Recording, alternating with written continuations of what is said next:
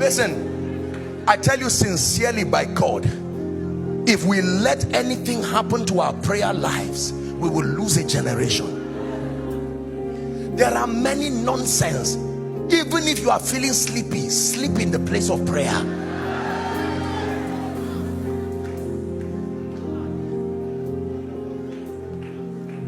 Unto thee that answers prayer shall all flesh come. Apostle, I know so many people in Lagos. My uncle is a commissioner. The other one is this. Ziba, who was sent, are we Bible students? Ziba was sent by David to go to Lodebar, right, and bring anyone in the family of Saul. The Bible says Ziba had 15 children, and the king did not ask him to bring one of his children, yet he sent him to Lodebar to go and carry a crippled man called Mephibosheth. Every helper has relatives in need. Whatever will make your destiny helper leave his relatives and come to you must be prophesied from the realm of the spirit. Let me speak to someone. I stand by the God of heaven and by the spirit of prophecy.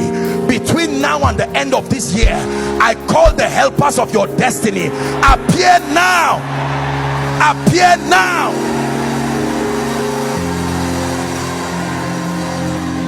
Please sit down.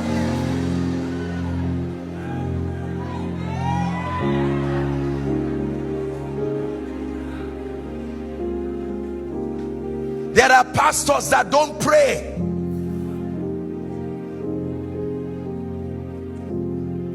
There's nothing wrong with watching TV, but you watch TV, you watch football, you browse, you finish up with a movie and get up and just jot one or two things in a note. No, sir.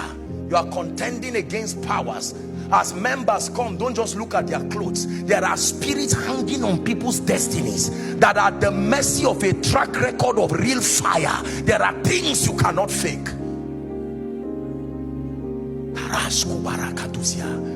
That someone comes to your service just when you are sharing the grace and he says, my God, I came late, but the kind of fire burning there was so much that even your coming late was still an advantage.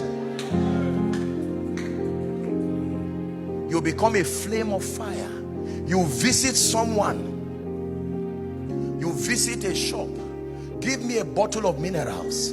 Just because you held a bottle from that shop, as soon as you go, the owner of the shop will notice that people started coming. What happened? You took just that act of drinking a bottle of mineral was a deliverance to that person, because you have now become the ark of God. Literally, it is not only the house of Obed-Edom you go to, anywhere. So why wouldn't someone invite you to his office and say, just sit down here, sir? He won't tell you that's why he brought you. They have studied the antecedents and they have seen that God is with you. Rabbi, we know that thou art a man sent from God, for no man can do these things except. Let me tell you, if you do not carry fire, it's unfair for men to need you. Why should they need you? Prayer. Please, if your prayer life has gone down in this conference, trust the Lord. Trust the Lord that one of the graces that must rest upon you is that grace for prayer. We spend half the time we should use praying, begging people only God can talk to. They are like the unrighteous judge.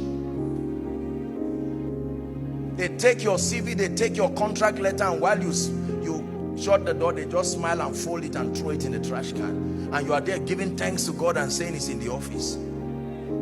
Prayer will force him to bring that CV out of that dustbin. He will leave his house and come back. The moment he wants to forget, the spirit of prophecy will come on his wife and say, honey, remember you said you will help that man. Let's wrap up this issue of prayer with one revelation. Nothing just happens. Please say it with me. Nothing.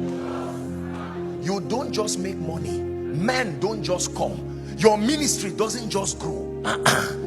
A territory doesn't just hear you because you have something to say. Every time Pastor Nathaniel blows that thing you see is not an instrument, it's an altar. Because it releases the covenant that he has with God. There are specific things God has told him, that when the shofar is lifted, you are hearing music, but he's invoking the grace that backs the covenant he has with God.